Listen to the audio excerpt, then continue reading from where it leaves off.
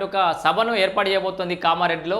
So Kamareddy డిక్లరేషన్లో గతంలో assembly ఎన్నికల కంటే ముందు కామారెడ్డి డిక్లరేషన్లో బీసీ రిజర్వేషన్లు తీసుకొస్తామని చెప్పేసి కల్పిస్తామని చెప్పేసి అయితే వాళ్ళు డిక్లరేషన్లో హామీ ఇవ్వడం జరిగింది. ఆ హామీని నిలబెట్టుకోవడంలో భాగంగా ఇప్పుడు తాజాగా ఈ నెల 15 తారీఖు నాడు కామారెడ్డిలో ఒక భారీ బహిరంగ సభ నిర్వహించాలి. దానికి 1,00,000 మందిని తరలించేందుకైతే ప్లాన్ చేస్తున్నట్టుగా కీలక నిర్ణయం తీసుకున్న కాంగ్రెస్ పార్టీ అని చెప్పేసి కూడా మనం చూస్తున్నాం.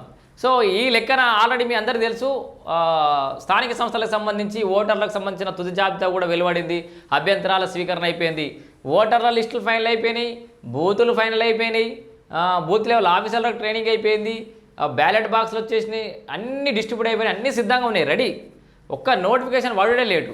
సో దానికి సంబంధించి పార్టీ పరంగా కూడా రిజర్వేషన్లకు పోవాలని చెప్పేసి కూడా కాంగ్రెస్ పార్టీ ఆల్రెడీ డిసైడ్ అయిపోయింది. ఎందుకంటే అటు కోర్టు ఏమో చెప్పిన గడువు లోపల ఎన్నికలు నిర్వహించాలి, మరోవైపు ఈ రిజర్వేషన్లకు సంబంధించి గవర్నరు బిల్లు పంపిస్తే ఆయననేమో రాష్ట్రపతి పంపించడం, రాష్ట్రపతి దగ్గర అక్కడనే పెండింగ్లు ఉన్నాయి. అయినప్పటికీ కూడా అది పార్టీ పరంగా రిజర్వేషన్లు ఇచ్చి ఎన్నికలు పోవాలని చెప్పేసి కాంగ్రెస్ సర్కార్ భావిస్తోంది. సో ఈ లోపల వీళ్ళు సభ పెడుతున్నారంటే ఖచ్చితంగా ఎన్నికలు పోతున్నారనే సిద్ధం. ఎందుకంటే మిగతా పార్టీలన్నీ ఎప్పటి నుంచో తయారైనాయి, ఇప్పుడు పెడతారు అప్పుడు పెడతారు అనే మీమాంసలో ఆగమాగంలో కొంచెం డౌట్లు ఆగిపోయారు. వీళ్ళు పక్కా ప్రణాళికతోటి మంచి ప్లానింగ్ తోటి, ఎందుకంటే అధికారంలో ఉన్న వాళ్ళకి ఎప్పుడు ఎన్నికలు పోతామో వాళ్ళకి తెలుస్తుంది కాబట్టి ముందుగానే తయారవుతారు.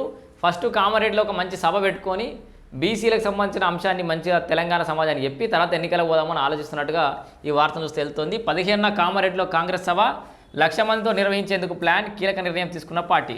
సో స్థానిక సంస్థల ఎన్నికలు దగ్గర పడుతుండడంతో అధికార కాంగ్రెస్ వేగంగా అడుగులు వేస్తోంది. బీసీ రిజర్వేషన్లపై కేంద్రం స్పందన రాకపోయినా తాము 42% బీసీలకు రిజర్వేషన్లు కేటాయిస్తామని ప్రకటించిన విషయం తెలిసిందే. ఇందులో భాగంగానే అసెంబ్లీ ఎన్నికల ముందు కామారెడ్డి వేదికగా ప్రకటించిన బీసీ డిక్లరేషన్ ప్రకటించిన సందర్భంగా 1,00,000 మందితో సభ నిర్వహించాలని నిర్ణయించారు. ఈ నెల 15న కామారెడ్డిలో భారీ బహిరంగ సభకు ఏర్పాటు చేయాలని జిల్లా మంత్రికి సీఎం రేవంత్ రెడ్డి ఆల్రెడీ ఆదేశాలు కూడా జారీ చేశారు.